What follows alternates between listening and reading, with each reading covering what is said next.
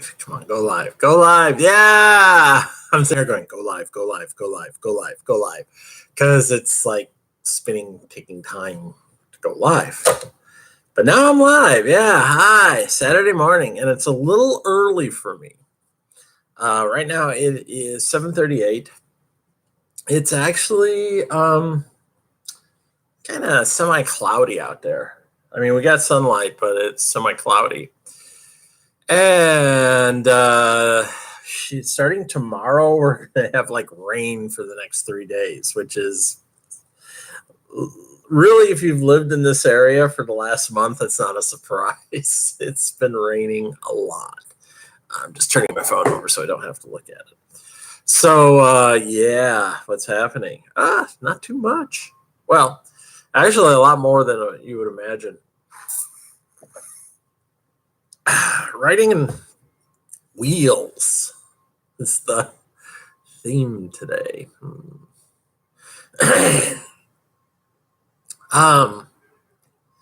Yeah, writing and work.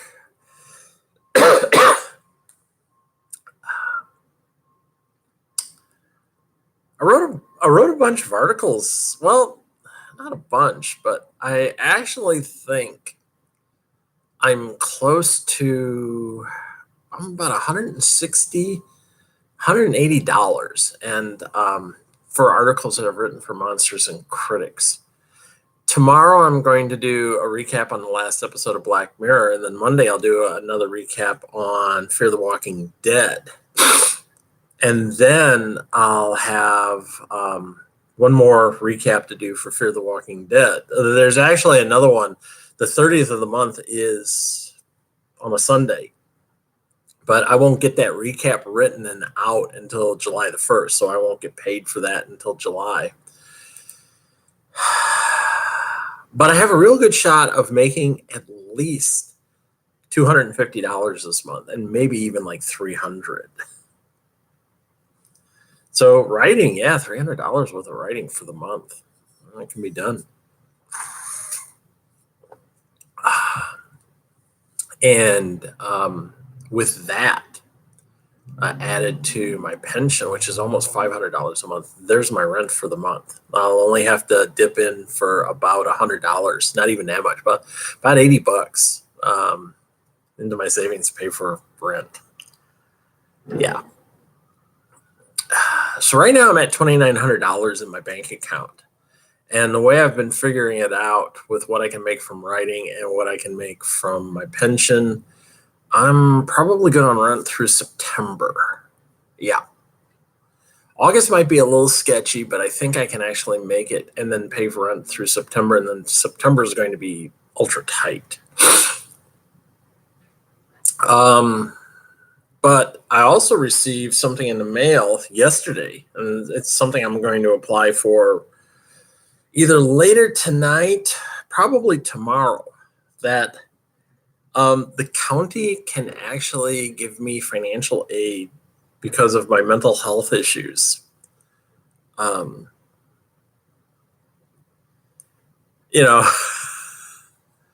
Upwards of like almost $800 a month. I mean, if I could get like $500 a month of that would cover my rent. That would cover my internet and leave me with a little money at the end of the month. And then if Social Security kicks in and comes along, boy, I'd actually be in pretty good shape. I'd be actually making enough money that I could theoretically come out ahead at the end of every month. Yeah, that's really what I need,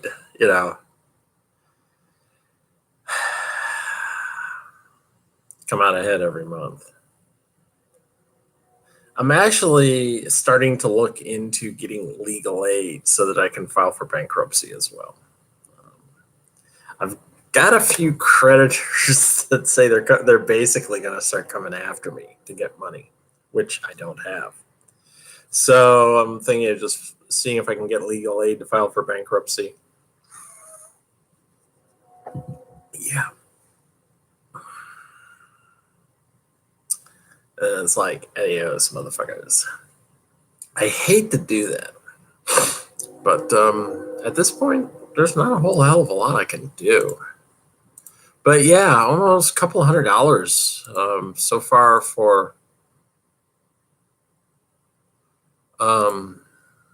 for writing, and I could hit $300 by the end of the month. And that's something I've never done before. I've never made that much money writing. Never. $300 for a month's worth of writing? Yeah, I like that.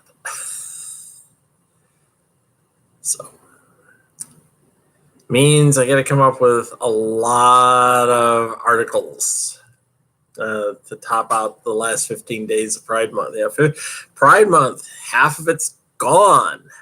As of today, half gone. And more to come. And speaking of writing, I finally figured out a few things I want to do with my Patreon.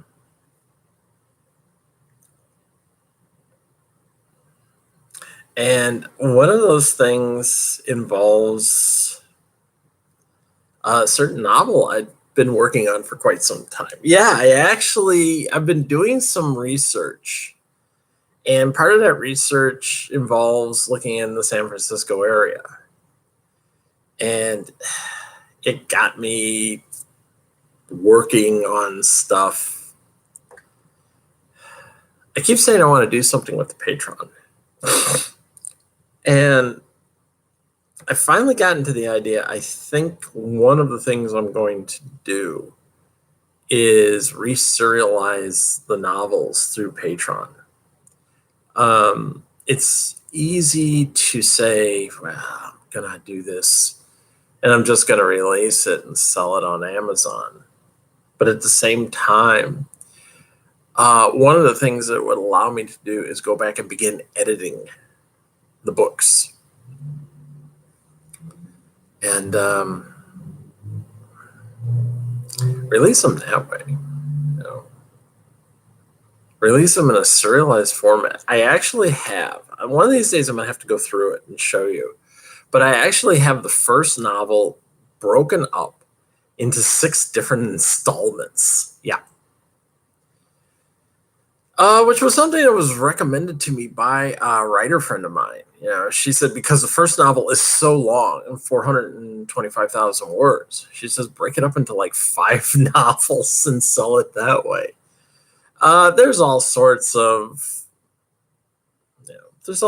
tricks, I guess, people are using these days to be able to sell their books, and that's one of them. So, but yeah, I need to get back into my Patreon and figure out what I want to use it for, and that's one of the things I could actually use it for. Go back and rewrite the novel chapter by chapter, and then put it out there on Patreon and say, hey, for a couple of bucks a month, you get the whole freaking novel before anyone else does. And again, that would actually give me a chance to polish the book before I could get covers and start selling it. Yeah, we'll see what happens. But that's one of the things I want to do. And in actuality, there's something,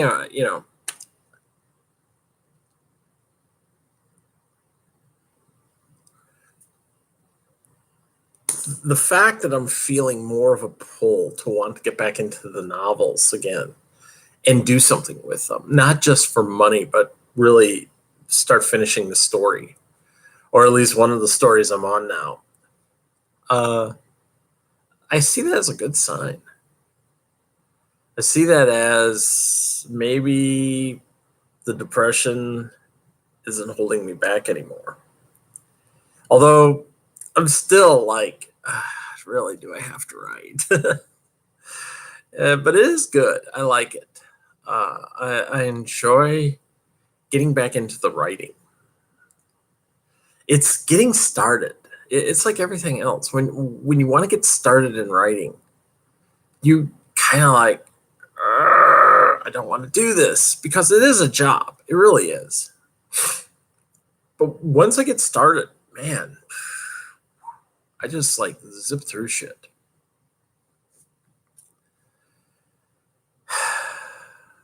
You know, and I've actually told Rachel, it's like a couple of the recaps I've done, I was like, I thought this was going to be a real simple recap, and I just wrote 1,700 words. You know, and she's like, yeah, sometimes that happens. You think, oh, I'll be able to knock this off in like 800 or 900 words, and then 1,700 words later, you're going, oh shit, that took longer than I thought.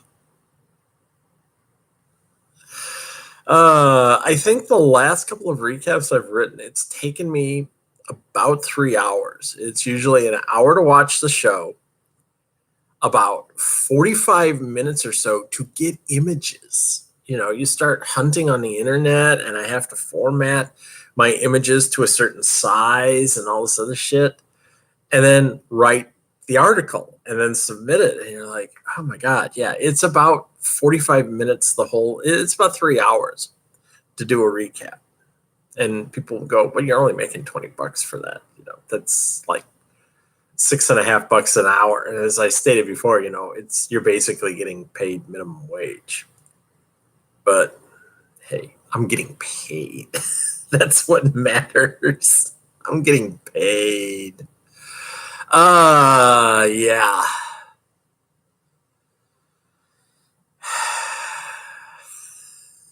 I'm getting paid. I love it. So yeah, I might make almost $300. Might be getting some additional aid, of which I don't mind. Right now, right now I'm getting aid. I mean, I'm getting a pension. I could be getting some aid from the state.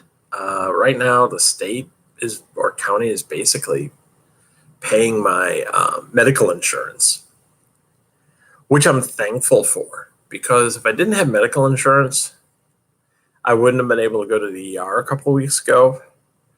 I wouldn't have been able to get treated for this muscle pull, which means basically I wouldn't have been able to play derby. I wouldn't have been able to do anything. I wouldn't be able to go see an HRT doctor. I've got a new primary care physician. I'm starting with her in 2 weeks on the 27th, and week and a half actually. And I'm hoping is going to get me back on Spiro. Well, I've got Spiro still. I've got Spiro now for 3 more weeks, and then like 3 days after that. And then my prescription's out. So I'm hoping she can give me a new prescription for Spiro and a new prescription for E. And E I need. I haven't had an estrogen shot in about 3 months, and I am starting to feel premenopausal. Let's put it that way.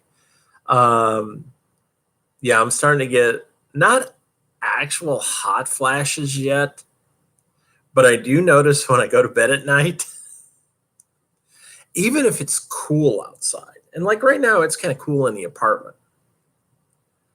But when I'm trying to sleep at night, and even if it's cool outside, I'll get hot trying to sleep. So I have to turn the AC on. I'm one of those strange people. I really need to be under the covers when I'm sleeping. I like to get under the covers, and then I get like super hot. So I have to turn on the AC to be able to sleep at night. Go figure. Yeah, I've been feeling, kind of like off and irritable and shit like that from time to time. So I think I'm in what most people would call the premenopausal state. Don't have much in the way of hormones coursing through my body, because my testosterone count is actually super, super, super low. That's what the Spiro does, is it keeps it down. And it was even low before I started on Spiro. But I'm really hoping it's like, give me a prescription for E, please. And I'm hoping you put me on the pill. I mean, I don't mind the injection, but around here, it's almost impossible to get estradiol Varelet. I had to order it special from a place in Las Vegas in Florida. So I'm just hoping she puts me on the pill. even if it's a milligram a day, that adds up. And it's easier to get because all you do is you go to a pharmacy and say, give me the estrogen pills, and they give them to you. Yeah. And not the ones that are synthesized from horse hormones, but the real deal. So that's what I'm hoping for. But it was funny. I had to switch my PCP, primary care physician, down to Lancaster to one of the physicians in the new building I'm going to. And so I'm talking on the phone with my insurance company. I'm going, I need to transfer this. And the woman's like, oh, well, while I got you on the phone, I want to remind you that you're due for your annual breast screening. I'm like, oh, shit, I got to have a mammogram. I was like, okay. And then she goes, and I want to also let you know that you're due for your annual cervical screening, which is a pap smear. And for a moment, I'm like, okay, how do I say this? Because cervical screening is one of those things I don't need.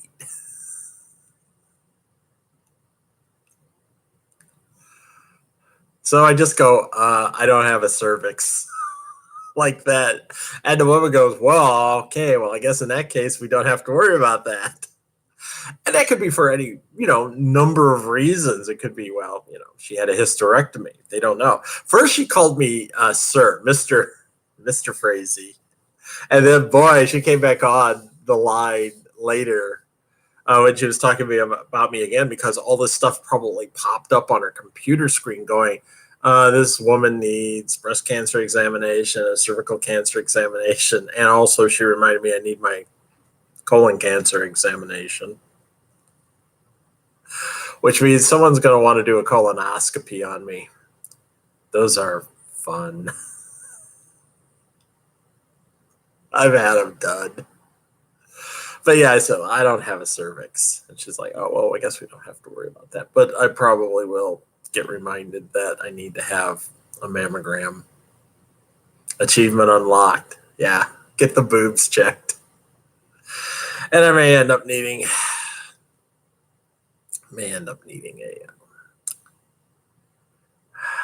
colonoscopy. Gee, thanks. I've had colonoscopies before, and the doctor I had back in Indiana, he was, I don't know who was his anesthesiologist, but she was really good. She was.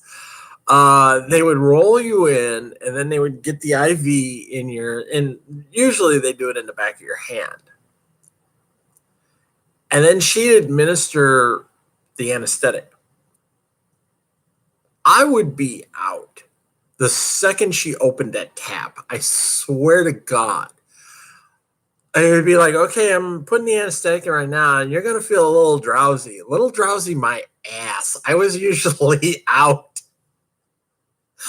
like within 2 or 3 seconds after she said that.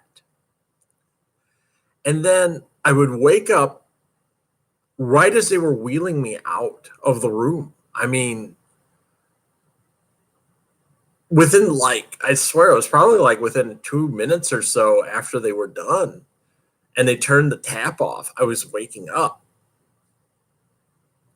But, oh man, Jesus. That was really good. I always love that. She'd say, you're going to feel a little drowsy. No, I don't feel a little drowsy. I feel like I've become unconscious. Anesthesia is really strange. If you've never had to have a surgery, it's a weird sensation. The first time they ever did it to me is when they took out half my thyroid. Yeah, I only have half a thyroid. Part of it went cystic and blew up to about the size of a baseball. And I had to have months worth of tests because they wanted to make certain it wasn't cancerous. Now, here's the funny thing. After I go see the specialist, I've actually had to have about 6 months worth of tests to determine whether the thing was cancerous or not. And I finally told the specialist when he said, well, it's not cancerous. I go, well, that's a good thing because it probably would have killed me by now if it was because of all the tests I've been having, which he didn't find humorous at all. I was laughing about it, but he wasn't.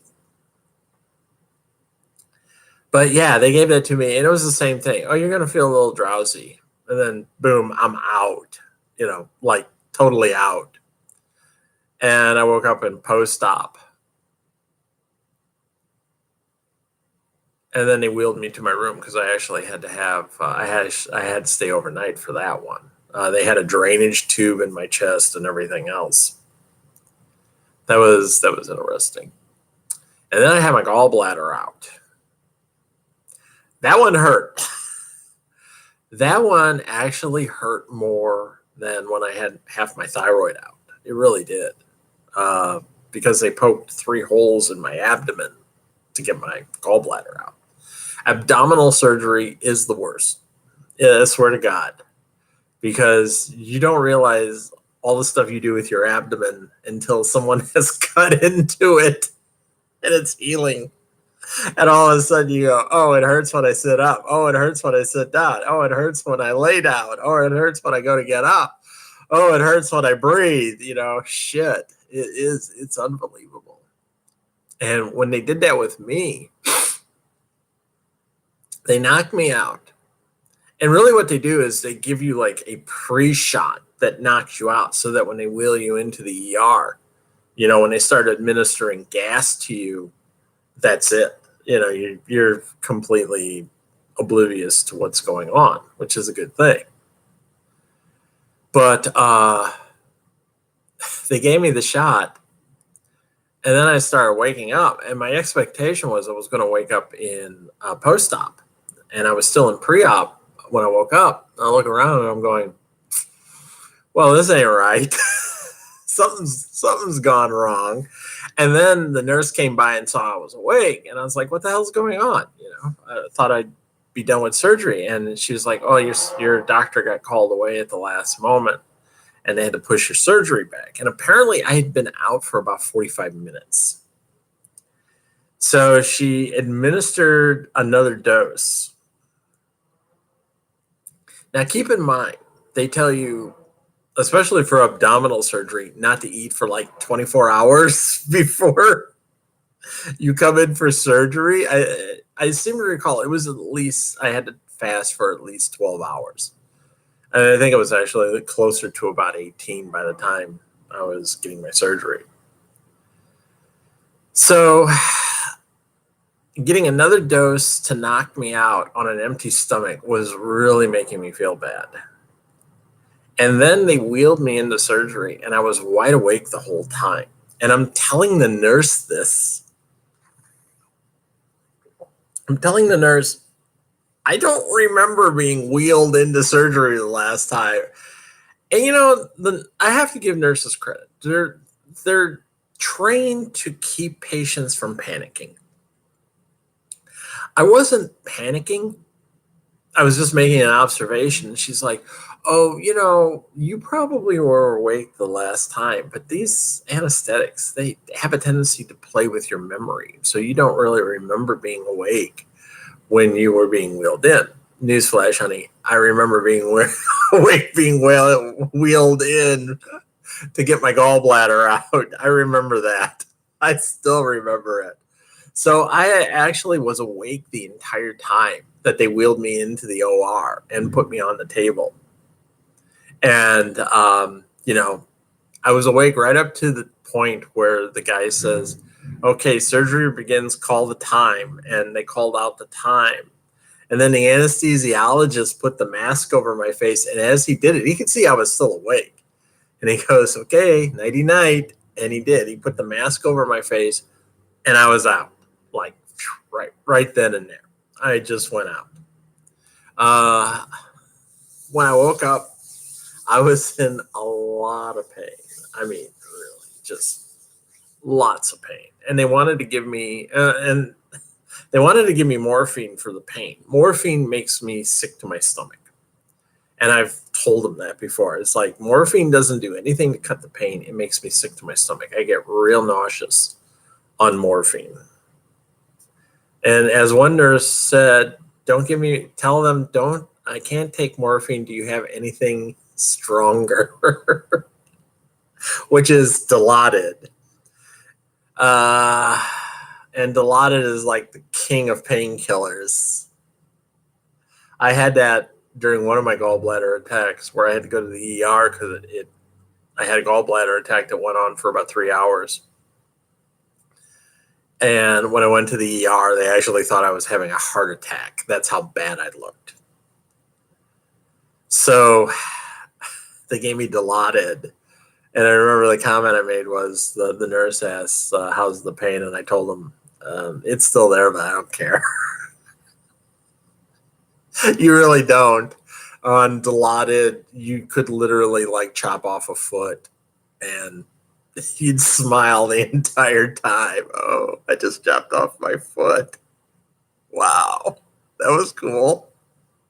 Yeah, Dilaudid's that good. But like a friend of mine who's a nurse told me, don't ever ask for a drug by name because if you do, they're going to think you're a junkie and they're not going to give it to you. So she says, tell them, I can't take morphine. It makes me ill. Plus, it doesn't do anything for the pain. Do you have anything as strong or stronger? And then she said they'll usually get out the big D and administer it. Because she says there are patients that just, they have opiate tolerances and they don't really want to get you addicted to shit like morphine. So they know, well, if Dilaudid's going to knock you out and kill the pain, we'll just give you Dilaudid. When they send me home from my gallbladder, and a gallbladder surgery is outpatient, and my daughter got stung by a bee while I was in surgery. So I had to wait in post-op. I had to wait in post-op for like 2 hours before anyone could come and pick me up. I was just miserable. Oh, God, I really was. I was just miserable. And then they gave me Tylenol 3 with codeine for pain. And all that did was make me sick to my stomach. I was just like, this shit ain't doing anything for pain. I'm sorry. And I even told the nurses that. I go, And they were like, how's the pain? I go, I finally had to stop taking it because it was actually making me hyperactive. I couldn't sleep. I actually went about 48 hours without sleeping. And finally, when I did sleep, I just collapsed. But I told them, I said, Tylenol 3 with codeine was absolutely worthless. It did shit for me. Don't ever give me that again. It just made me sick to my stomach. It made me hyperactive. I couldn't sleep. And even when I did have it, it did nothing to kill the pain. So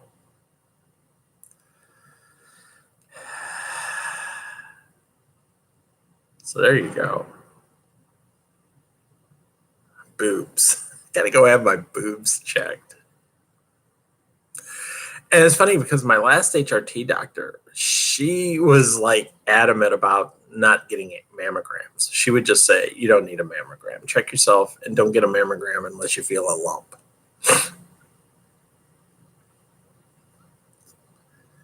But now it looks like, well, now that I'm getting this paid for, they're going to be going, you need to go in and have a mammogram. It's time for your annual mammogram, Miss Frazee.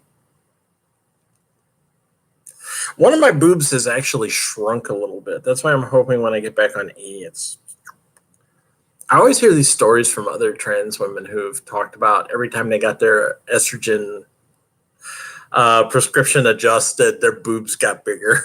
So I'm kind of hoping that happens here. Give me the pill, baby. I want my boobs to grow. I need bigger boobs. And I know people that say your boobs are fine, and this one it's a lot smaller, and I know that is common. It is common among women to have one boob that is smaller than the other. They're usually generally not the same size. So. Yeah, I know. This is what I wanted. This is what I got. So I'm looking forward to that. All the crazy shit that's going on. That's it. And then the wheel part. Wow, I wonder what that has to do. It must have something to do with Derby. Yes, I have my Dutchland shirt on today.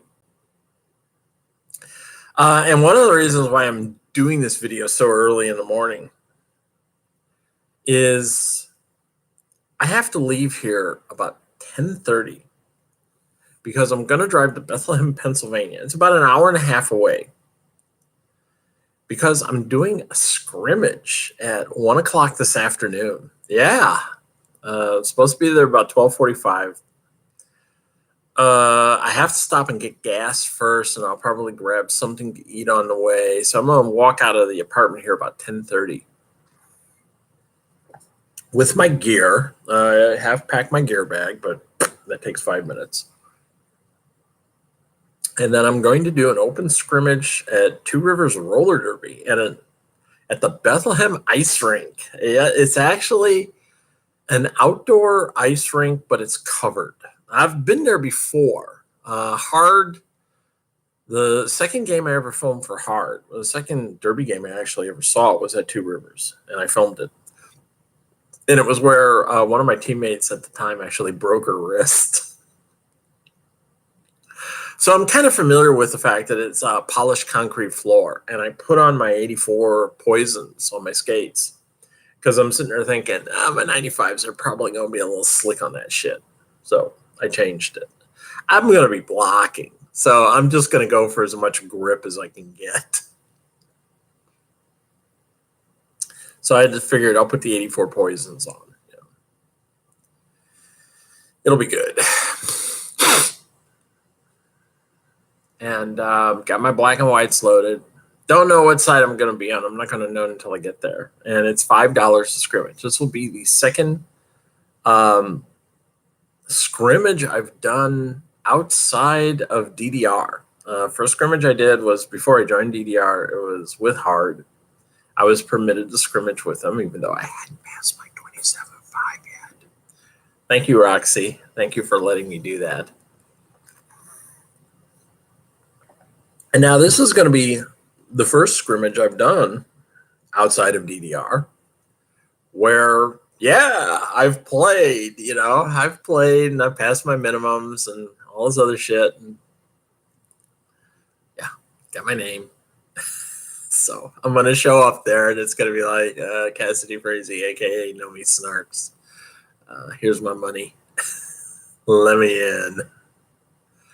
And then I'll probably be there for about an hour and a half. It starts at 1. So I'm figuring by the time we get through everything, it's probably going to be close to about 2:30 by the time we're done. I think the scrimmage is officially set to run from 1 to 3. And then on the way back, I'm going to stop at an ice cream place. Central Pennsylvania is starting up their summer ice cream trails. And they give you this, what they call a passport. And you're supposed to go to these different places that are actually, they're associated with like farms and stuff. So it's like all homemade ice cream. And the farthest one from the house is close to Allentown. So on the way back, I'm going to stop at this ice cream place, dairy, creamery, whatever, and get some ice cream, try it out. And we'll see what it's like. But yeah, today is going to be interesting. One of my teammates is actually going to be there as well because at 10:30 they're going to have from 10:30 to 12:30 they're going to have a an officials clinic for both refs and NSOs, and she's going there as an NSO to learn how to better NSO, because I think once she retires, she's going to NSO for Dutchland. And right now she's actually NSOing for different teams. In fact, she's going to NSO at an event that's coming up next weekend called ECDX, East Coast Derby Extravaganza, and she's going to be one of the NSOs there. This is how we stay with Derby after, we stop playing and we retire. We get into NSOing, we get into reffing, that sort of stuff. So, but she's going to play after she NSOs. After she goes through all the NSO process, she's actually going to play. So it's going to be fun. I don't know who all is going to be there. I imagine there's going to be a lot of players from Two Rivers Roller Derby, and I know a few of them. So I'll probably get a chance to say hi to a couple. I don't know who else is going to be there because I haven't seen any rosters. They haven't actually sent out any rosters to say, hey, here's who's coming. Here's who's coming to play with you today. Here's who's on your roster. And you usually don't know. For something like this, you usually have absolutely no idea who's going to be on your roster until you get there. And then you'll hear, well, we're going to put you on the white team, or we're going to put you on the black team. I don't know, we were talking about black and whites. Everybody's got a black and white scrimmage jersey with your number on the back. Except for Dutchland, where we have black and red. Yes, we have black and red. I think that's because our colors are black and orange. So we have black and red. But you go anywhere else, and it's all black and white scrimmage jerseys. It really is. So, I just told people, I said, if you want a scrimmage jersey, buy one of the reversible black and whites from Frogmouth. And then you'll have a scrimmage jersey, for when you have to scrimmage. And I said, you could always use the black here at Dutchland, and then you keep a red scrimmage jersey in your bag. That's what I do. Actually, I took the red scrimmage jersey out of my bag, and I put the white one in. So I've got my black and my white. And then when I get back tonight, whichever scrimmage jersey I was wearing, I'll hang it up to dry. And then if it's the white one, I'll just throw my red one in. And if it's the black one, well, I'll take the white out and put the red one in. So I've always got it. I always have my scrimmage jerseys in my bag. I should actually just keep all three of them in there. And I'm still seriously considering getting a Frogmouth reversible jersey because it's actually easier that way. Then I've only got to keep 2 jerseys in the bag at any one time. I can keep my red scrimmage jersey in there, and then I'll have my black and white with me all the time. So, and speaking of ECDX, East Coast Derby Extravaganza, next Saturday, I volunteered to work a shift there on a Saturday from 2 to 6. I will be checking badges and wrist bracelets for people entering Rink 3. Yeah, I'll be the door guard. I'm the key master. No, I'm the gatekeeper. Are you the key master? I should do that. But yeah, my coach said she was going to go volunteer, and she asked if anyone wanted to go. And I was like, what time are you leaving on Saturday? And she said, well, I'm planning to get there about noon. I go, I'll sign up for a shift. I'll go do it. Because I think it's actually going to give you a little experience. It's a big tournament. And it's going to give me a little experience as to what to expect when we do the Eastbound Throwdown, our own tournament for the Continental Cup coming in at the end of August. As I should point out, East Coast Throwdown, as coming August 23rd through the 25th.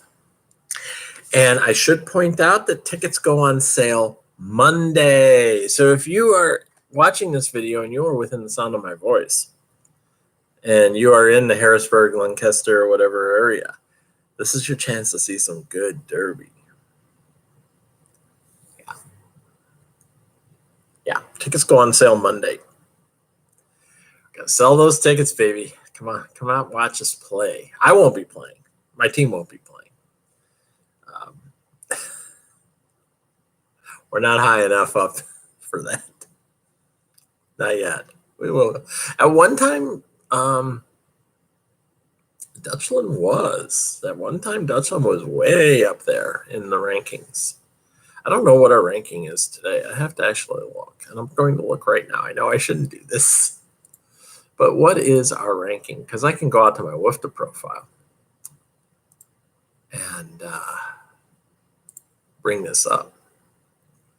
Rankings as of the end of May. Here we are. So let me find this.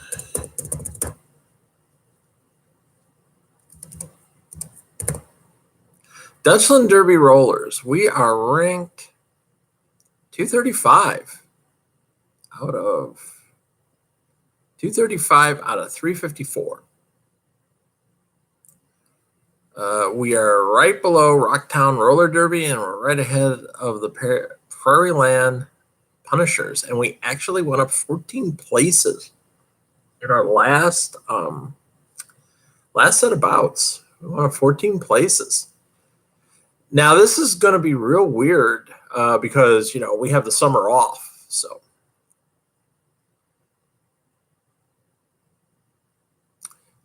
that's probably going to go down a little bit. It's hard to say. And I recognize some of these others. We're only 20 spots below 301 Derby Dames, who I've seen play. And we're only 6 spots below Assault City Roller Derby, who we played for our last home game. And Assault City, they went up 52 positions, probably due in part to us.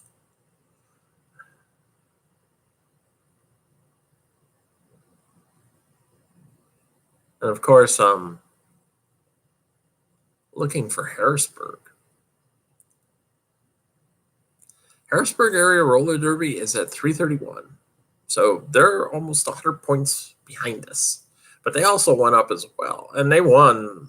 They're probably going to go up again because they played this last weekend, last Sunday. And they won. They won pretty well. They looked pretty good. So, yeah, watch them play. They did well. They did great. But home team season is coming up for us, and we have been busting our asses. I had practice on Wednesday and Thursday, and oh my God. See, here's the thing. When you are doing practice by yourself, and it's just like a core group of us are coming out for practice and doing stuff, you tend to just keep doing the same, working on stuff over and over and over again. So like Wednesday night, we were working on guarding lines and working in tripods and stuff. And you had to learn to take a break, just basically say, I have to go and get some water right now. Because Wednesday night, I was starting to get lightheaded. We were pushing ourselves pretty hard. And I was starting to get lightheaded. And a couple of times I had to sit down and take my helmet off because I was getting overheated. And that was due to pushing ourselves really hard. There were 4 of us. So we were doing a tripod with a jammer. And we kept swapping out. So you got to play jammer, you got to play whatever position in the tripod. And oh my God, we went at that for like over an hour straight. It did, just over and over and over again. Learning how to stay off, keep people off those lines. And, it's a learning experience. You're actually learning. As Dash says, let's play Derby. That's what she says all the time. She was kind of the unofficial coach because she is a coach, and she was trying to like, well, we're gonna do this. But yeah, she was like, let's play Derby. And we go at it pretty hard. So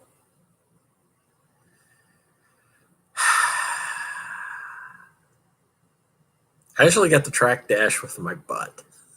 That one, a couple of times I was doing it pretty well. And, that sounds weird, but when you're in Derby, you want to track the jammer with your butt. And yeah, I'm getting better. I made mistakes, but I'm getting better.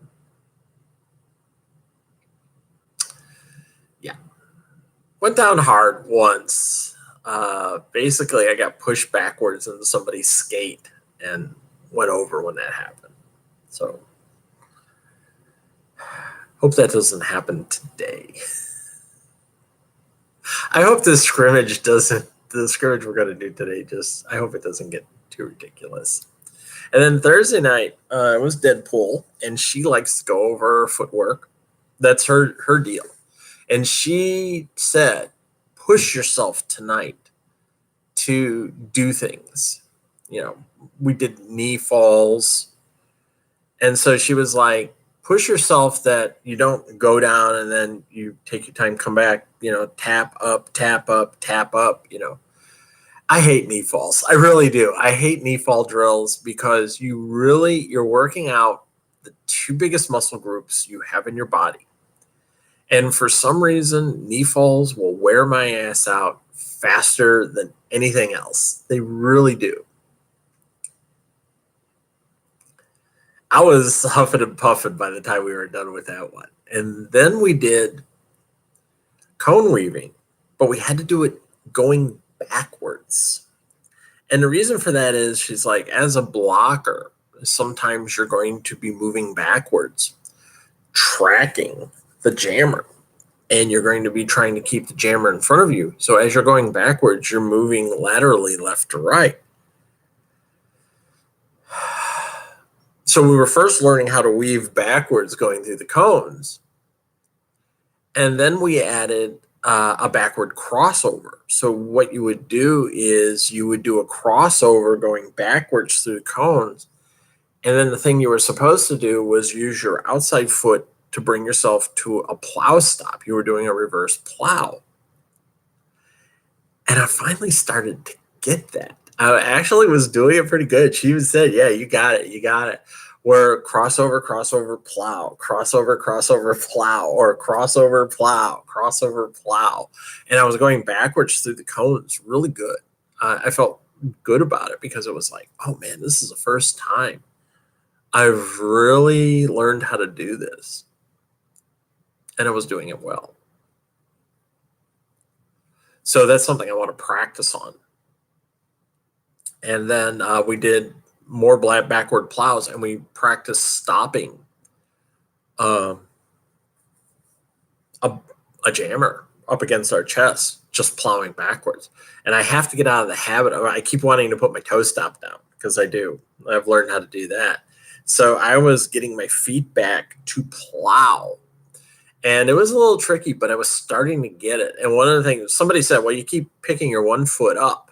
I said, I'm actually doing that so I don't get a stop block. I said, it helps me reposition. But I go, if I pick my foot up and put it back down real fast, I don't get a stop block because I'm moving my feet. And I'm actually plowing with my back foot, holding you in place. So if I'm picking my one foot up and moving it, look like I'm moving it backwards a little bit. I go, that keeps me from getting a penalty. It's also helping me readjust, but I go, that's the thing. I want to learn to do that more. And I was this close really to getting a hockey stop down on one side. I was actually a couple of times I nailed the hockey stop pretty good. So hockey stops. Yeah. And like we were told, you have to do a hockey stop if you want to get on the All-Stars. Not that I'm ever going to be on the All-Stars. No, I don't think so. Regardless of what people say, I don't think I'll ever be on the All-Stars. I don't think I'll ever be that good. That's fine. I'm happy being on the Blitz. I really am. I love being on the Blitz. I don't care. If I don't make the All-Stars, I get to play with the Blitz. That's good enough for me. But yeah, I was doing a hockey stop. And I was working on backward crossovers. And at one point I hooked it up. And oh my God, I even said, I was like, oh, Jesus, going so fast. You end up going so fast when you're doing a backwards crossover. And that's one of the things they tell you about crossovers is once you start hooking up your crossovers, you actually start going faster and faster. It is true. You get to the point where you're like, holy shit, you have to tamp down some of your anxiety because you do start going really quick when you're doing crossovers. And with a backward crossover, I noticed that I came out of one turn and I actually managed to do like a half crossover all the way down the front stretch into the next turn. And I was like, holy shit, I'm going really, really fast. I said, I don't think I've ever skated backwards that fast before. And, Deadpool was like, yeah, you get going. And she did a couple of backwards crossover. She did a couple of laps doing backwards crossovers. And she flies. She does. It was just unbelievable. I've seen Dash do the same thing. They fly. I would like to be able to skate backwards that fast. I have to get my body set up so that I can do a backwards crossover. I can't get my feet to cross yet, but I can bring it in about halfway. I'll actually step out and just like dig that foot in and push as hard as I can, which was kind of what I did when I first started doing crossovers the regular way. So I'll get there. I'll get it. Love doing that. Basic footwork. Every skater will tell you it doesn't matter how good you get, you're still going to need to work on basic footwork every year, every time. 2 years ago when I did the clinic with Lorraine Evans, who came from Victorian Roller Derby League the night after they won the Derby World Championship, I made it through the first 90 minutes of her 3-hour clinic. And she told me that basically what we did for the first 90 minutes was her Tuesday night basic workout. She said every Tuesday night, VRDL has, or at least they used to have, I don't know if they still do it, but they used to have just a 90-minute workout that was nothing but basics. You come in and you worked on footwork. That was it, 90 minutes of basics. And that's what we did. And she said, you made it through my Tuesday night workout. She goes, you did the same thing that I do every Tuesday night.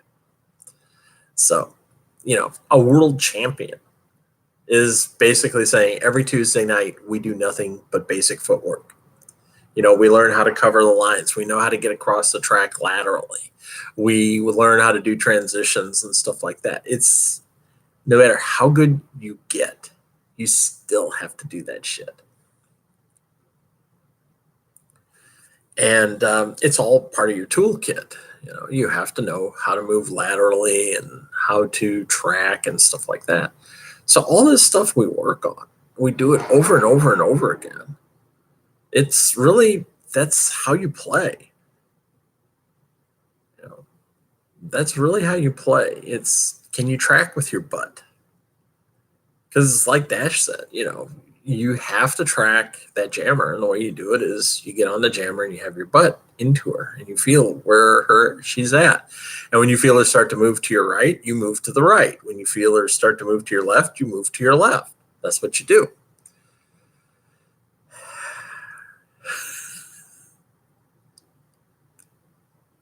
I'm at the point now where it's all about learning to play. I'm still learning to play. And you know what?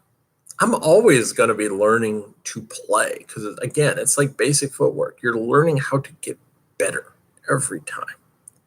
So even though I say I can play, it's learning to play so that next year I'm good enough that when I do my team evaluation, they'll say, oh, hey, Nomi, you scored high enough for the blitz that you're going to be in one of the packs now. You're going to be a pack player. That's what I want. You're not going to be an alternate now. We're moving you into a pack. And so I'll either be pack 1 or pack 2, but I will be in a position in that pack where I'll be playing. That's what I want. Yeah, that's really what I want for next year. And you get there by playing, by practicing hard. And I'm hoping even for the home team, I'm hoping they'll say, given your improvements and given the fact that you've actually played, we're going to put you in a pack. You're going to be one of the pack people. That's fine. I want that. I want to move up. Again, it's all about you're being tested constantly.